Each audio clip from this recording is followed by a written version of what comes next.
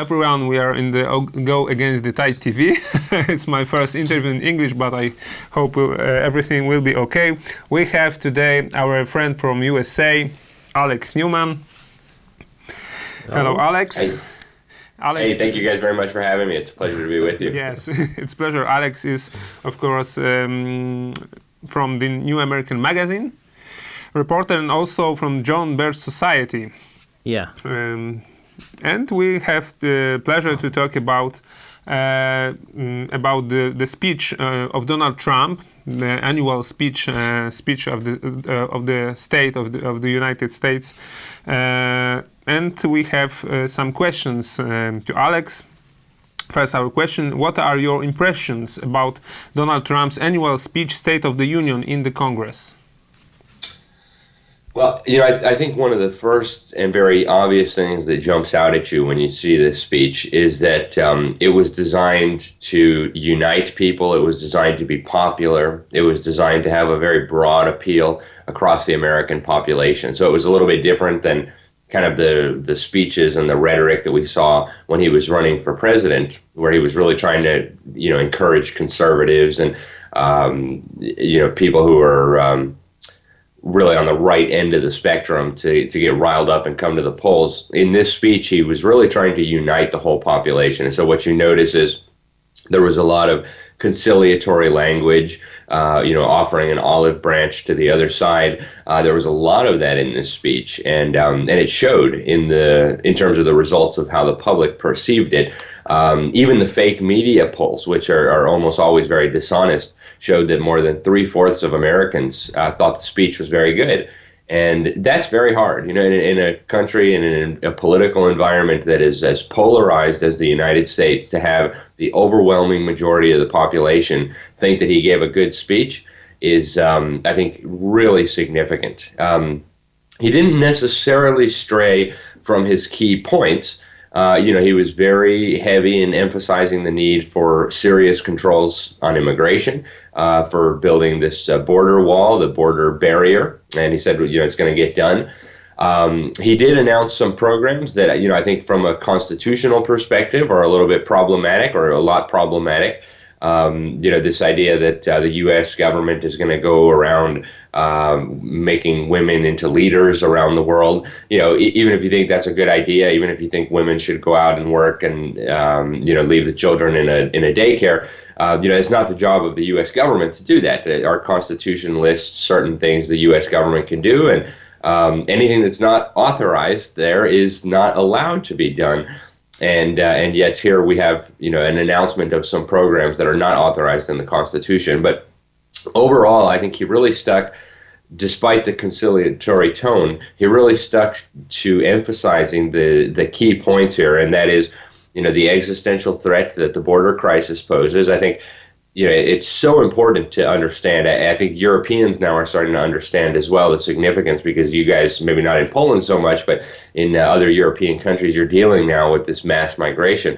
The globalists, the Democrat Party, recognize that if they want to fundamentally transform America, which is what they tell us all the time they want to do, they have to fundamentally transform the people. And so they want to have open borders and bring in never-ending amounts of non-American people with different histories and cultures and religions and backgrounds and all the rest of it. So I think Trump did very good by sticking to this issue about the border. And he said a lot of things about America, his defense of freedom. He said we're never going to be a socialist country, and you could see all the socialists in Congress wriggling, and they didn't like that, but Americans did. That was very good. He should point out that we're never going to be a socialist country, that this is a failed, evil ideology. We see what it's doing in Venezuela. So that was really refreshing to hear. And of course, he talked about God on several occasions, and how America is one nation under God, and we need to rely on God. Despite the impression that the fake media gives, the American people are still overwhelmingly identifying as Christians. Even if many of them don't read their Bible and know the details, they still at least feel like they are Christians. And so I think it's very good that Trump is uniting people around what America is at its core, right? A Christian nation that believes in the rule of law, that has borders, and trying to bring people together, because the other side really wants Americans to be fighting each other.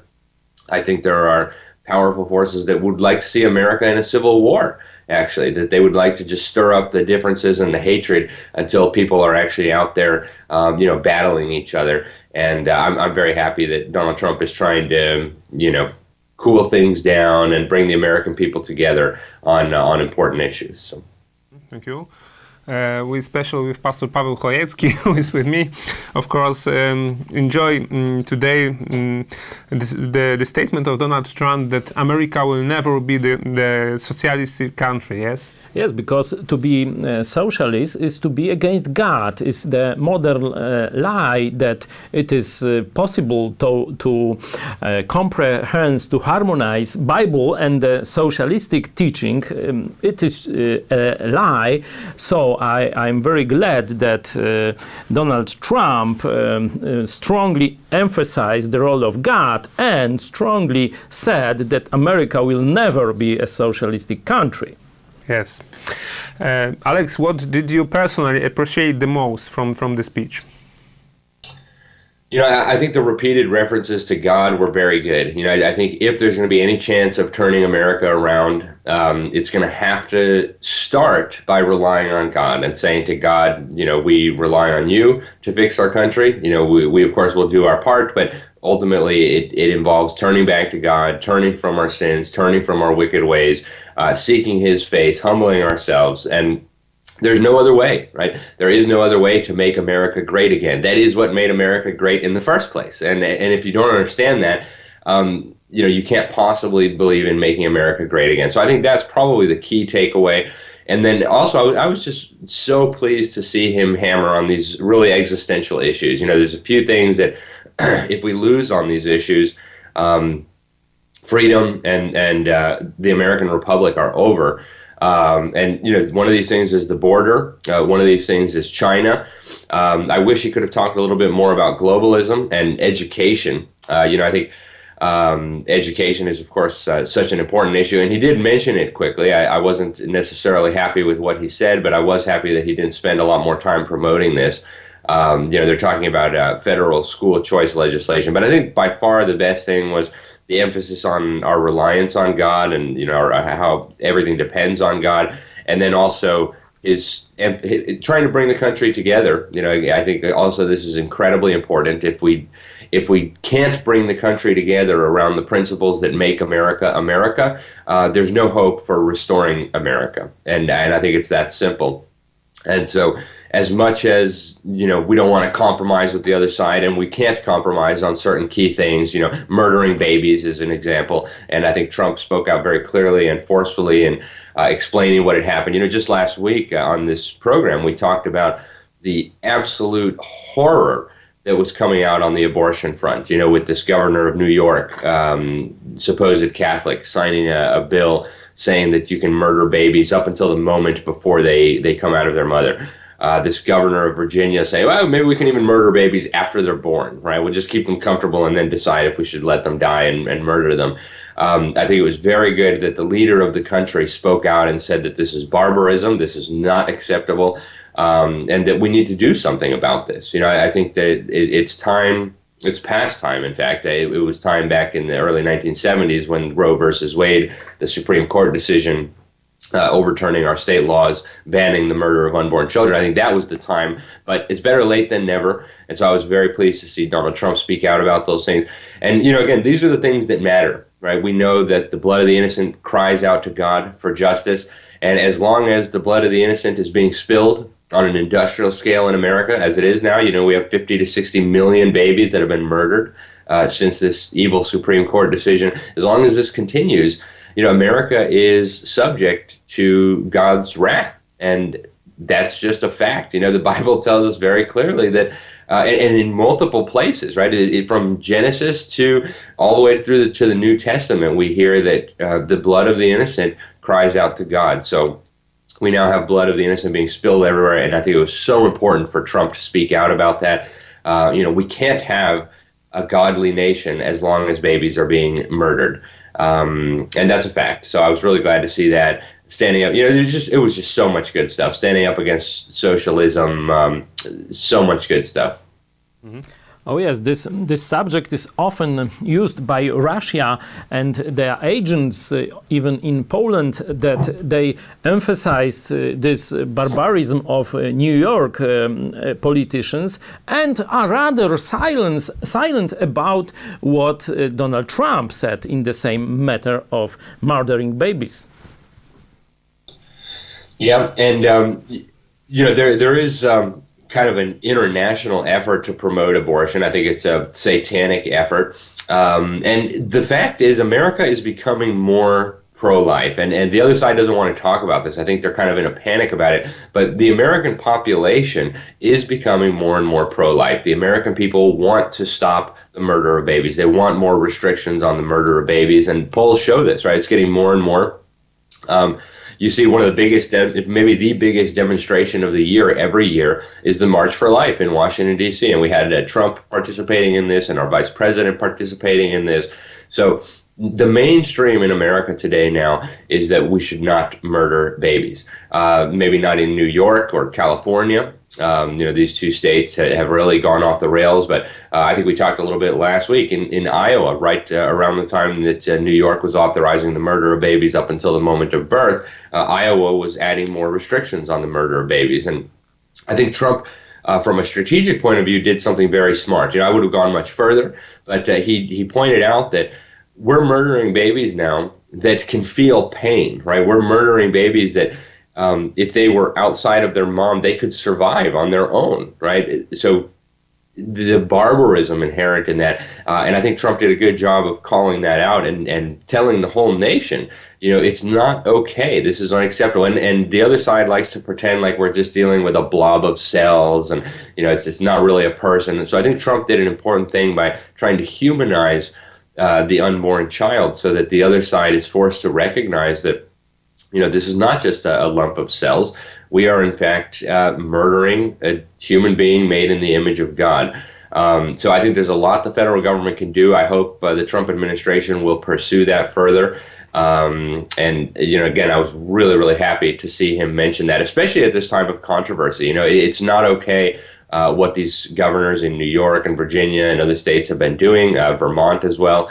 And so to have our nation's leader come out and condemn that in such explicit terms, I think is very, very good. And hopefully that'll start, causing nationwide action. It's time for every state to work on this, criminalize the murder of babies. And it's time for our Congress to do something. In fact, the Congress has a very important role to play in ending abortion. They can remove this whole issue from the jurisdiction of the Supreme Court, and that would right away allow all of our states to once again put murderers in jail where they belong. And so I'm glad this discussion is happening. I'm glad the president is helping to lead it. It's a very good sign that maybe it's not all over yet. And what were the reactions for Trump's speech among Americans? Well, you're a normal, everyday American, even people who don't think very much about politics, even people who don't go to church. People liked the speech. It was a speech that brought people together. It was a speech that offered peace instead of war and vengeance and hatred. And so it was really, really popular. Now, the other side, the fake news, the Democrat Party, they are really freaking out about it because of what it did, right? It brought people together, and it was very popular with the American people. Again, the polls showed something like 76% of Americans, so almost more than 3/4 of Americans liked what he had to say. And that's despite the fake news all day, every day, telling Americans that he's a monster and that he's a gangster and a criminal and a dictator, and he wants to destroy America. These things, people still liked his speech, and a lot of people listened. Afterwards, what you saw on all the fake news networks, you had all the analysts saying, "Oh, it was so terrible," and he was just pretending. And you had Nancy Pelosi, of course, trying to control the Democrats and telling them when to clap and when they shouldn't clap. And you had the Democratic response to the State of the Union speech. You had, the very top article in Google News about the speech was from the New York Slimes, I call it, the New York Times. which now I think everybody recognizes as an anti-Trump propaganda organ, was a fact check of President Trump, right? As if the New York Times was going to fact check the things that the president said. So the fake media, the globalists, the Democrat Party were very upset by it, the hard left members, but Americans of goodwill, Americans who love their country, Americans who love God, Americans who want things better for their family, your average, everyday, normal American really liked it. And I think that's so important. As much as we would have liked them to go there and say, we're going to smash globalism and we're going to, reverse the tide of socialism and all these wonderful things we wish he would be doing, I think it's very important from a strategic point of view. If we want to rebuild America and make America great again, it's very important from a strategic point of view to bring everybody on board.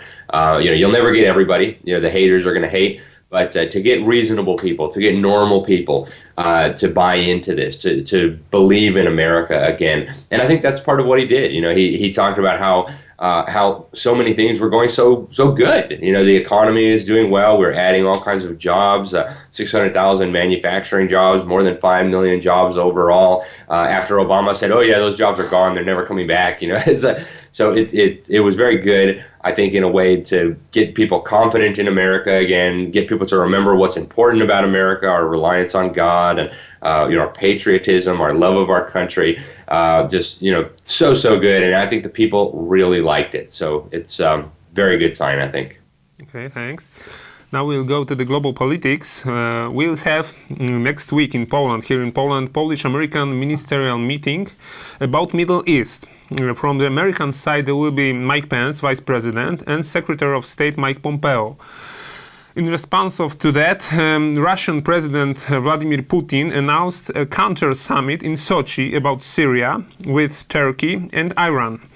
Ambassador and the Minister for Foreign Affairs of Iran threatened Poland for organizing the summit with America.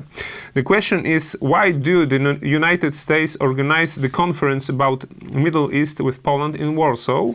And why is this even so important? Yeah, well, I think there's a lot of concern in Washington and in Western capitals about Iran. The regime in Iran is very clearly unstable in terms of what they say, what they think. They've made pretty clear that they would like to wipe the Jews off the face of the earth, right? The great Satan also, if they could, the United States, as they call us, and Israel, the little Satan, as they call Israel. I think the Iranian regime is not very happy about Donald Trump because he backed out of this agreement that Obama signed, basically agreeing to give them everything they want, and basically, despite pretending to stop their nuclear program, allowing it to continue. And so, there's a lot of unhappiness in Iran among the regime and in other places, allies of the regime, which very much includes the regime of Putin. There's a lot of concern about this, a lot of outrage about this. Obama kind of suckered America into this, like so many other things, and then Trump took steps to correct that mistake. And I think they're upset about that naturally.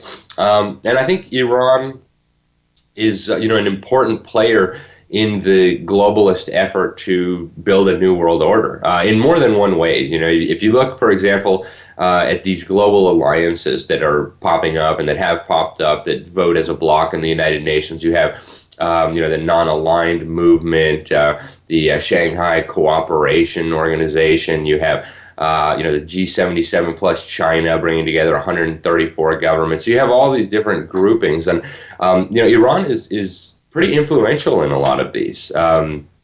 Just recently, they elected the state of Palestine, quote unquote, to lead the G77 plus China, which of course is the biggest voting bloc at the United Nations, and which of course openly runs around the world calling for a new world order, where basically the UN is the global government, and we're going to redistribute the wealth of America and the Western world to our dictatorships and things like this.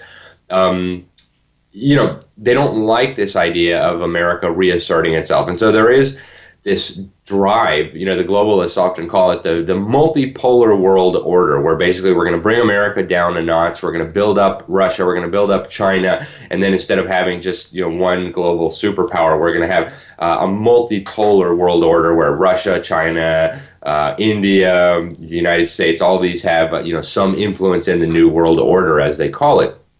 And that plan depends on building up other regimes and bringing down America. And Trump is kind of throwing a monkey wrench in the plans, right? He's bringing the jobs back to America. He's securing the border. He's improving the economy. He is undoing a lot of the restraints that were put on the economy by Obama. He's cut more regulations than any presidential administration in history, just in his first 2 years, right? It's just incredible. He talked about that in his State of the Union speech, which was another very positive thing. And so this isn't what the globalists and what the Islamists wanted to hear. They wanted America to continue its decline to the point where this world order could be created, and the voice of America would be just one among many. And so I think there's efforts to counter that from a propaganda point of view, and also from a strategic point of view. And I think that's part of what we're seeing with this new summit that Putin is organizing. And it's strange times, but that's the reality. So. And also about the protection of borders and the wall, the Pope Francis criticized the protection of the borders, the wall, and the militarization. It's pretty clear that Pope Francis is referring to Donald Trump and the wall. Donald Trump, the wall. What should be the reaction of Donald Trump to for the Pope's Francis actions and words?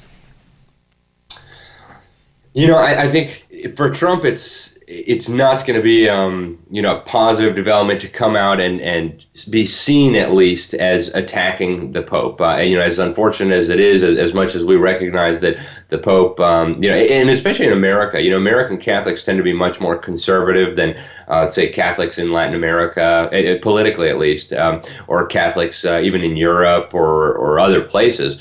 And so, but still, if Donald Trump comes out and is seen as maligning the Pope, I think a lot of the Catholic media will portray that as anti-Catholicism. I think Trump has been doing the right thing, hit back when the time is right and continue to stick to your guns, stick to your policy. There are times when the Pope needs to be called out, even by President Trump. We have 70 million Catholics in America. That's enough to swing elections. And if Trump is seen as being too harsh on the Pope, that may be seen as an attack on Catholics, and that may make his reelection problematic. But at the same time, Trump still needs to defend his positions, and he still needs to say what's right. And if I were Trump, I would just open up my Bible and hey, let's talk about Nehemiah, right? Let's talk about Nehemiah and his wall when God told him to go make Jerusalem great again, and it's. The idea that there's something unchristian or unbiblical about defending our borders is ludicrous. So maybe Trump could appoint, he's got a lot of allies in the Christian community. Maybe he could appoint a panel, commission, say, hey, let's look at what God says about these issues. Let's look at what God says about borders and immigration and walls and things like this. And let's come up with a Christian response. And there is a good Christian response. In fact, there's a great group here in America called Legal Immigrants for America, which is a good group. It's immigrants who support proper immigration controls.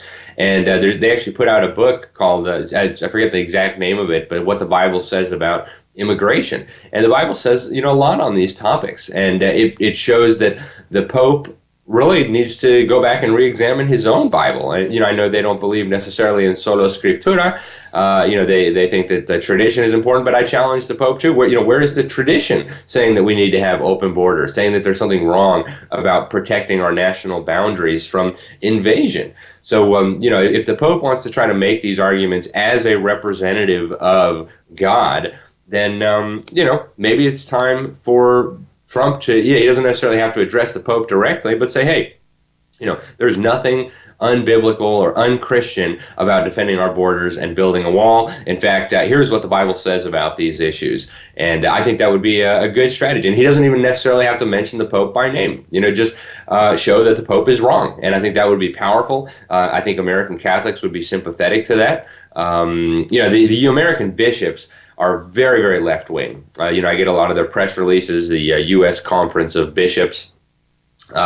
And probably half of them are left-wing political propaganda. Don't build the wall. You should give amnesty to all the illegal immigrants who are here so they can get citizenship. The government should do this for healthcare. The government should do that. But the American Catholic Church, the rank and file members, again, are much more conservative than the church hierarchy. So if Trump is delicate about it, and is not seen as necessarily attacking Catholics or the Catholic Church per se, but just attacking bad teaching. Even Catholics aren't required to believe the political statements of the Pope, right? Yeah, they have to believe what he says on faith and dogma, but they don't have to believe his political opinions. And so I think Trump has an opportunity here to educate the American people, to educate the world, and to educate American Catholics about what the Bible really says on these issues. And I think it would be a good idea.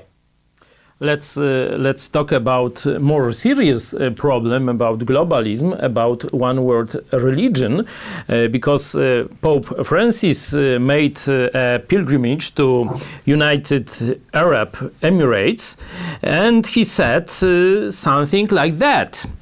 Today, we too, in the name of God, in order to safeguard peace, need to enter together as one family into an ark which can sail the stormy seas of the world, the ark of fraternity.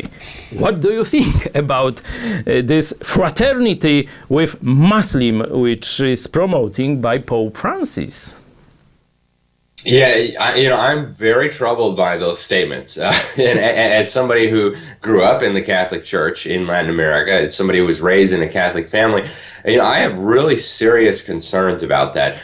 The Bible has a lot to say about, being yoked with unbelievers. And I think the first thing to establish is that, despite the propaganda that the Pope and that others are putting out there, if you read your Bible, it's very clear that Christians do not worship the same God as Muslims do. And I know there's a lot of people out there who want you to think that, we're all just worshiping the same God in different ways. That's not true, right? The Bible tells us that if you don't know the Son, you don't know the Father, right? So either you worship the God that's outlined in the Bible, the God that wrote the Bible, the God that's described in the Bible, or you worship another God. So to pretend that we're all worshiping the same God, I think right away is very problematic from a theological point of view.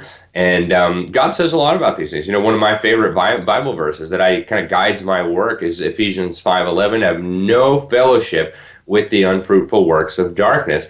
And, if you look at what so many Islamist leaders have said and have done, it is still the official theological position of a lot of Muslim leaders that if you convert to Christianity, you should be executed, right? How can we have fellowship with that? How can we say that we're going to enter together into an ark of fraternity with people who think you should have your head chopped off for coming to Christ? I think that's really problematic. And, it's one thing to say, we want peaceful relations with Muslims. My understanding of the Bible is we have a duty to go and preach the gospel to them, right? We have a duty to love them and to go tell them about the love of Christ, but not to tell them that, you guys are worshiping the real God too. That's totally fine. We want to join with you and go in an ark of fraternity. I also read some interesting commentary from a website that traditionally is very friendly to the Catholic Church and Catholic positions theologically and otherwise, and from a Catholic scholar. Expressing some real concern about this. Traditionally, at least, the Catholic Church has always condemned Freemasonry. That condemnation has eased over the last few centuries, but at least officially, the position of the Catholic Church still is, that there's a problem with Freemasonry, with, secret societies and secret oaths and things like this. And what this Catholic scholar was pointing out, I think I saw this in LifeSite News, was that a lot of this language that the Pope was using was actually Masonic language, this idea of fraternity and things like this. And to get to the point about globalism, this has a very strong link to globalism. In fact, within the United Nations, there is a very strong ecumenical movement that seeks to unite the world's religions under a single global umbrella. And of course, the Catholic Church and the Islamic religion being, two of the biggest in the world, you'd have to kind of bring them together first and find common points of agreement. You have people like Alice Bailey. A lot of people don't know who Alice Bailey is, but excuse me, she was very, very important in the development of the United Nations and its outlook on things. Right? She was an occultist. She founded the Lucifer Publishing Company, and she influenced the views of many, many senior United Nations officials. That's just one example. The Assistant Secretary General, Robert Mueller, who wrote the UN's World Core Curriculum, which is the global school standards that they want to put in every school all over the world. He wrote in the manual for his World Core Curriculum that this World Core Curriculum is based on the teachings of the spirit entity that inhabited Alice Bailey. Now, a Christian who reads their Bible would instantly recognize this alleged spirit master as a demon, right? This spirit master, she called him the Tibetan, wrote all these books through her, right? She would allow this entity to take over her body and write these books, Education and the New Age and Isis Unveiled, all these kind of weird books, esoteric, occultic books.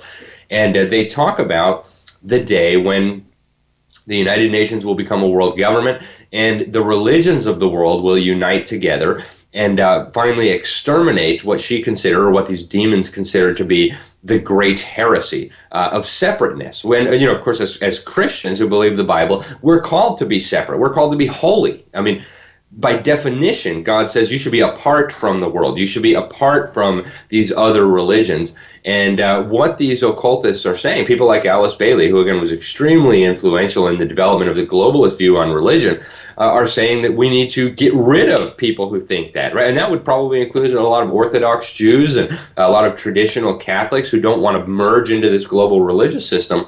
They're coming for you. They're putting a target on your back. And I personally think this, these statements from the Pope are very troubling.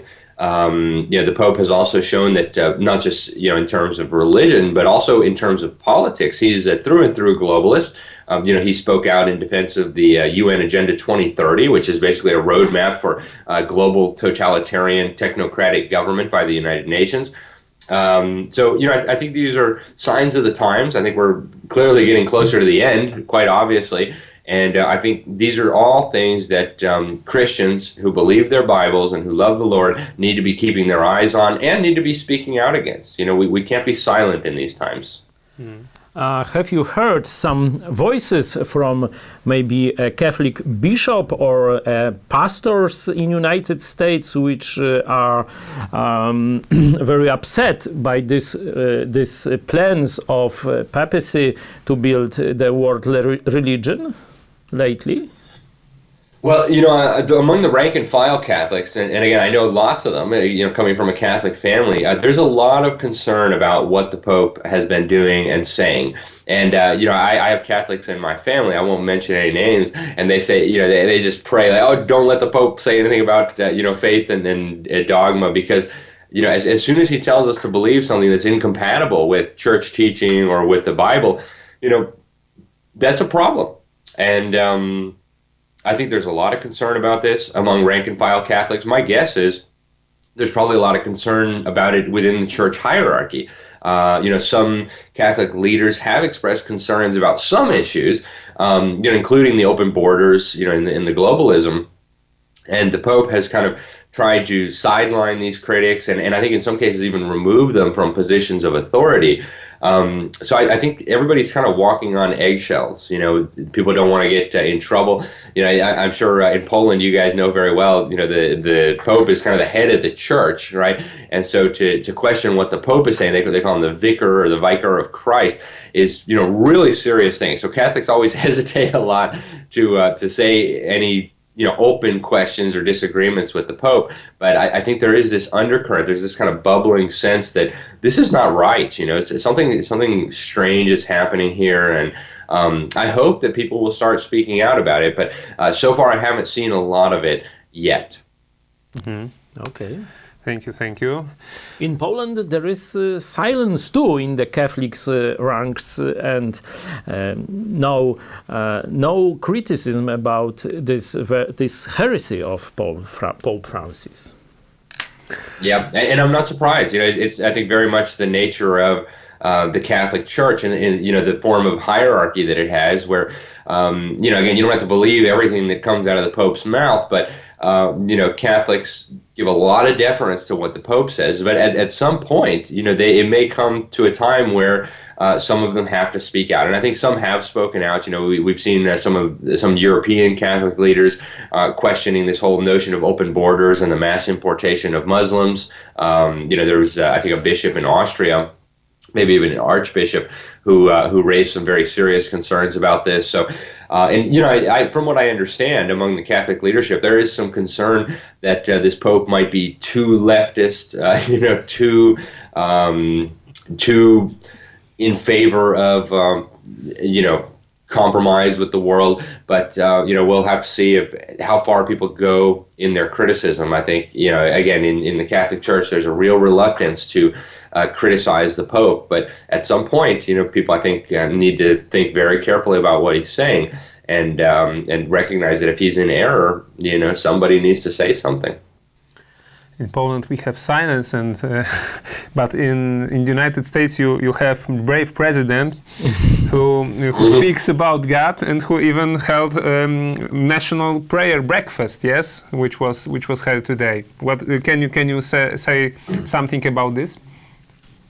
Yeah, it's one of the things that I've been so pleased about with the Trump president. And it's not that it's new. American presidents have kind of always paid a lot of deference to God and to Christ and to the importance of the Christian faith in America. But after 8 years of Obama, we kind of forgot about it, and suddenly it became, controversial.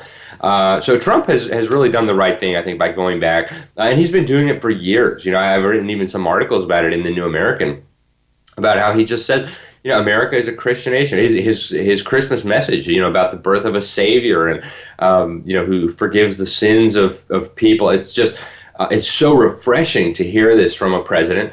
I have some concerns about a few of the things he said and done over the years in terms of, celebrating pagan holidays or celebrating, Halloween in the White House. And I wish he wouldn't do those things. I understand, he wants to be inclusive and, wants the American people to support him. I understand that. But I think it's important to recognize, as Trump has, that America is a Christian nation. Obama said we're not a Christian nation anymore. That's wrong.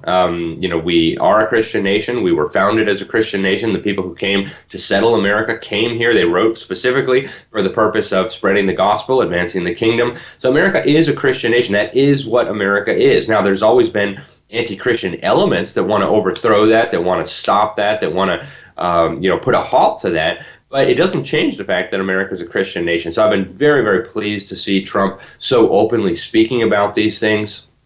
His speech to Liberty University was just incredibly powerful, talking about God and Christ and the importance of Christianity and what it means, even theologically too. It was just so refreshing to hear that, and these prayer breakfasts have been very good. And there was a lot of concerns during the election. Well, is Trump really a Christian? And maybe he wasn't, but it seems more and more that he has come around. He's taking a lot of advice from Christian advisors.